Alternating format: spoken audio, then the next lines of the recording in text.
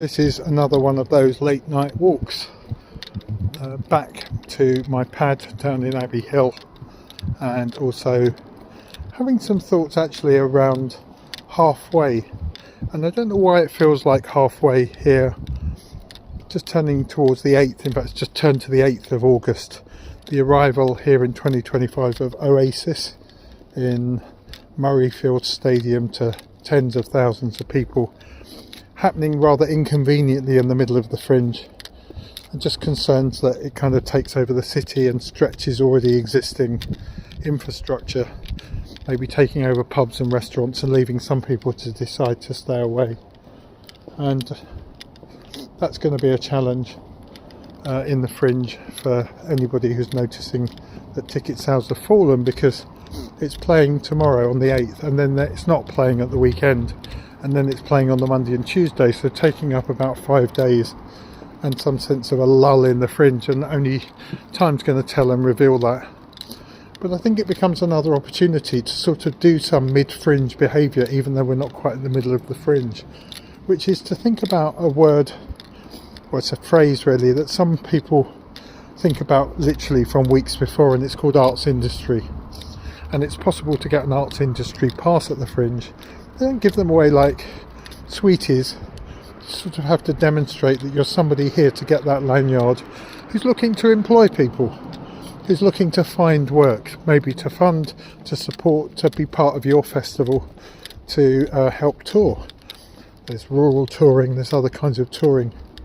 And so it's an opportunity to think about your show beforehand, because it's going into a long run here, but then also afterwards, the journey after Edinburgh Fringe. And that's not something that anyone would recommend, that you leave till September, that you want to hit the ground running when you leave. And so I'm well aware of, there's some solo performers particularly that are already on the phone, and they're not just looking for reviewers and ticket sales now, they're looking for the journey that happens from September onwards. Some are even looking for tours around, particularly if their show's relevant for Christmas, and tours that are going to run even from spring next year.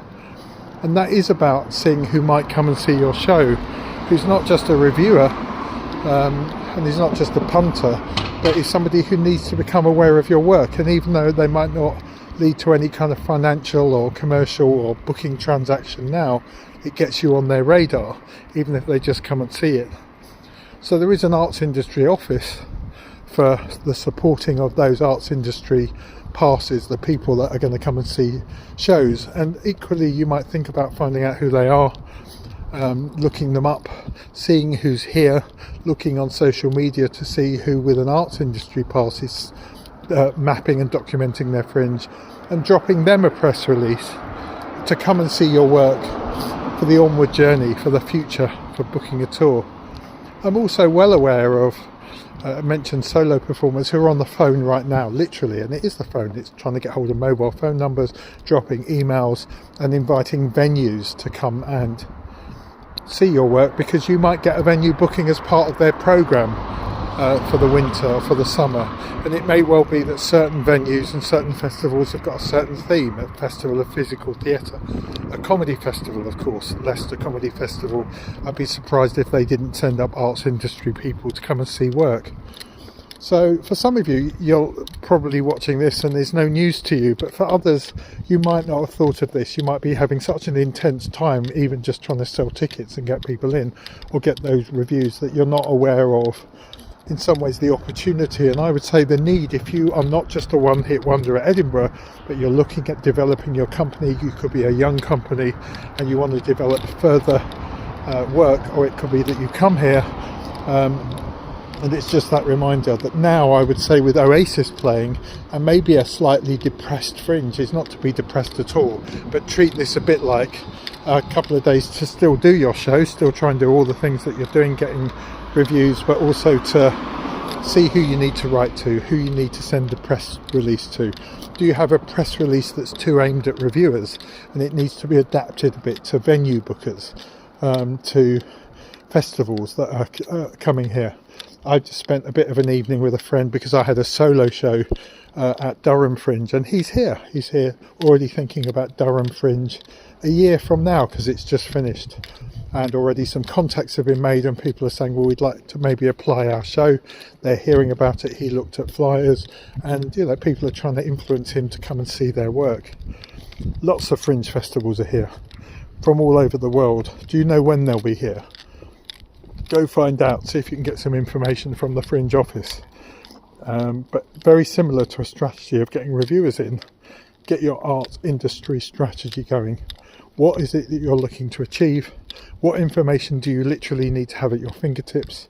What would happen if you bumped into somebody, a bit like when we did Meet the Media? Do you have a press release for arts industry people?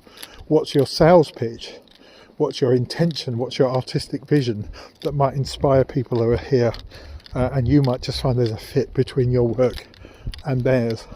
I would say, even if you're just up at the Fringe to do your show and you haven't really thought about September, or you have a day job to go back to, it can be a really interesting and revealing thing to go to some of the events that are on offer at the Fringe Central down on Grassmarket. Have a look, see if there are some events. There were certainly some arts industry type events, and about touring, you'll find there's some really useful workshops and talks that go on there. I'm walking towards the bottom of the Royal Mile and heading back to rest and recuperate, and then we start reviewing duties again tomorrow. But I guess I'm just making that case to you as I head into my bed and have some sleep, that thoughts at the end of the day shouldn't just be on how many tickets you've sold and how many reviews you've either got or you haven't, but to see your company, to see your work as something in a much longer frame of time.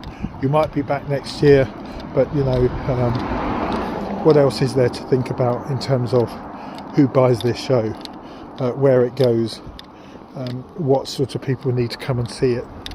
So that's just some late night thoughts here in quiet walking home, because there hasn't been an opportunity for me to walk my favourite walk without getting blown over, or certainly drenched a little bit in the rain. It's a dry, breezy night. There's still a bit of a wind of change, I always call it, blowing through this city as I wish you good night, and wish you an opportunity in the next couple of days to think beyond August into what might come next.